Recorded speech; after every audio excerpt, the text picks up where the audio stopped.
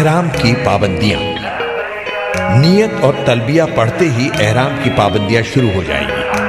اب آپ سلا ہوا کپڑا نہیں پہن سکتے، ایسا جوتا نہیں پہن سکتے جو آپ کے پاؤں کی پشت پر ابھری ہوئی ہڈی کو ڈھانپنے والا ہو۔ صابن سے ہاتھ منہ نہیں دھو سکتے، حجامت نہیں بنوا سکتے، بلکہ جسم کے کسی حصے کا ایک بال بھی نہیں توڑ سکتے، ناخن بھی نہیں تراش سکتے، خوشبو نہیں لگا سکتے، ہم بستری نہیں کر سکتے، بلکہ ایسی کوئی بات بھی نہیں کر سکتے جو اس کی خواہش کو ابھارنے والی ہو اور جس سے نفس کو خاص لذت ملتی ہو۔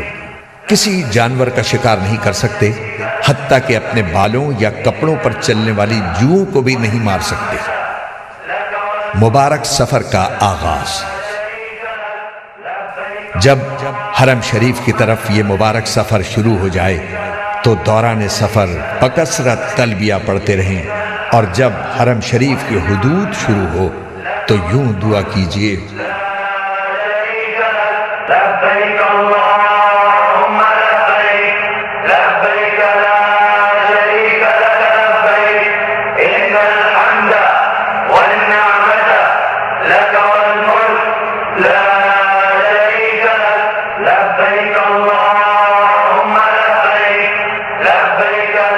ترجمہ: اے اللہ، یہ آپ کے حرم اور امن کی جگہ ہے، بس جہنم کو مجھ پر حرام فرما دیجئے، اور اس دن کے عذاب سے ہمیں مامون فرمائیے جس دن آپ اپنے بندوں کو اٹھائیں گے، اور مجھے اپنے دوستوں اور اہل طاعت میں سے بنا لیجئے۔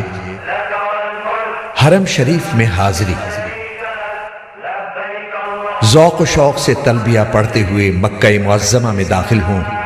گاڑی آپ کو معلم کے مکان پر پہنچا دے گی جو آپ کی رہائش کے لیے معین کیا گیا ہوگا۔ بہتر ہے کہ آپ سامان اپنے رہائشی مکان میں محفوظ کریں۔ ضرورت ہو تو آرام کر لیں، اور آرام کے بعد وضو کی حالت میں مسجد حرام جائیں۔ مسجد حرام میں داخل ہوتے وقت یہ دعا پڑھیں: بسم اللہ والصلاة والسلام علی رسول اللہ۔ پھر پورے ادب کے ساتھ دایاں پاؤں اندر رکھیں اور یہ دعا کریں: رب اغفر لی ذنوبی وافتح لی ابواب رحمتک۔ مسجد میں داخل ہوتے وقت نفلی اعتکاف کی نیت کر لینا مستحب ہے۔ دوسروں کو ایذا پہنچانے سے اجتناب کرتے ہوئے آگے بڑھیں۔ جب بیت اللہ پر نظر پڑے تو راستے سے ہٹ کر ایک طرف کھڑے ہوں اور یہ اعمال کریں: نمبر 1، اللہ اکبر 3 مرتبہ کہیں۔ نمبر 2، لا الہ الا اللہ 3 مرتبہ کہیں۔ نمبر 3، دونوں ہاتھ دعا کے لیے اٹھائیں اور درود شریف پڑھ کر خوب دعائیں مانگیں۔ یہ دعا کی قبولیت کا خاص وقت ہے۔ دعا سے فارغ ہو کر آپ طواف کی تیاری کر لیجئے۔ وضو نہ ہو تو وضو کر لیں۔ اضطباع، اور چادر کو دائیں بغل سے نکال کر بائیں کندھے پر ڈالیں۔ اس طرح دایاں کندھا کھلا رہنے دیں۔ اس طرح کرنے کو اضطباع کہتی ہیں۔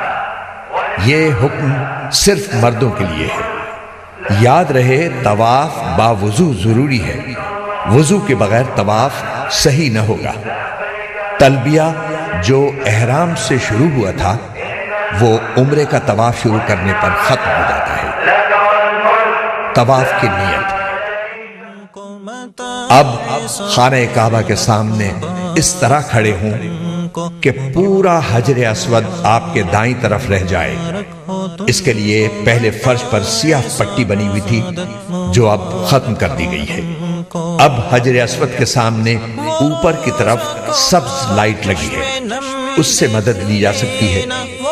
بغیر ہاتھ اٹھائے طواف کی نیت ان الفاظ میں کریں: اے اللہ، میں آپ کی رضا کے لیے عمرے کا طواف کرتا ہوں۔ آپ اس کو میرے لیے آسان کر دیجئے اور قبول کر لیجئے۔ استقبال،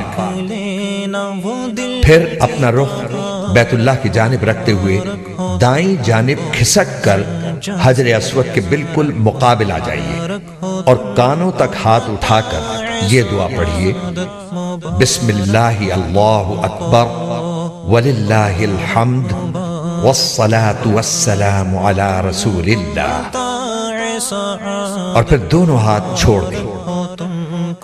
استلام یا اشارہ استلام، پھر اگر کسی کو ایذا پہنچائے بغیر ممکن ہو تو حجر اسود کا استلام کیجیے۔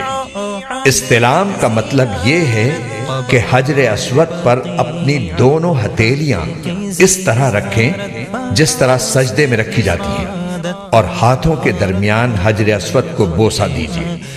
اگر بوسہ دینا ممکن نہ ہو تو دور ہی سے ہاتھ اٹھا کر ان کا رخ حجر اسود کی طرف اور پشت اپنی جانب اس طور پر کیجیے کہ ہاتھ بالکل حجر اسود کے بالمقابل ہو۔ یہ استلام کا اشارہ ہے۔ پھر یہ دعا پڑھیں، بسم اللہ اللہ اکبر وللہ الحمد والصلاة والسلام علی رسول اللہ۔ اس کے بعد ہاتھوں کو چوم لیجئے۔ یاد رکھیے کہ بوسہ دینا مسنون ہے۔ اگر اژدہام کی وجہ سے کسی کو تکلیف دیے بغیر بوسہ دینے کا موقع نہ ہو تو بوسہ دینا ضروری نہیں ہے۔ استلام کے بعد دائیں طرف مڑ کر طواف شروع کریں۔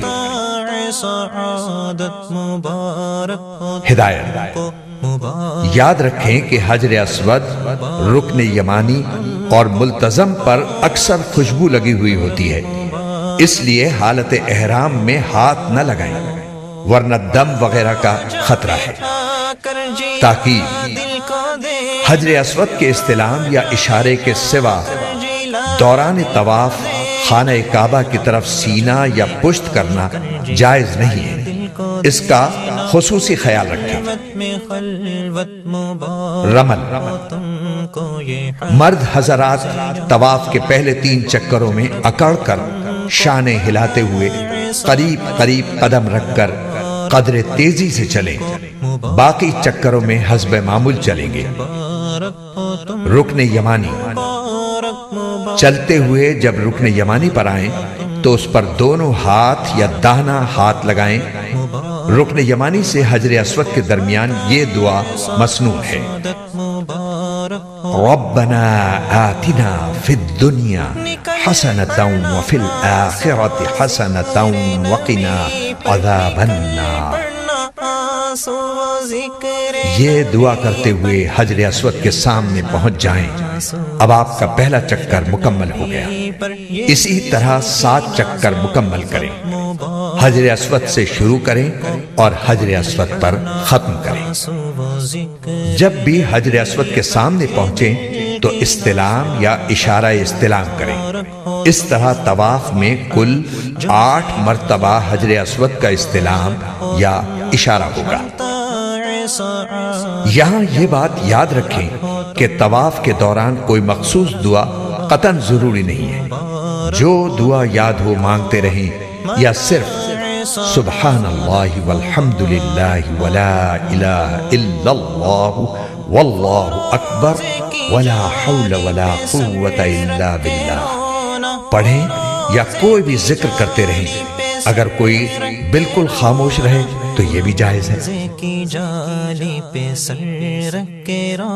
7 چکر پورے ہونے پر 8ویں بار حجر اسود کا استلام یا اس کا اشارہ کر کے طواف ختم کر دیں۔ اب دونوں کاندھے ڈھانپ لیں۔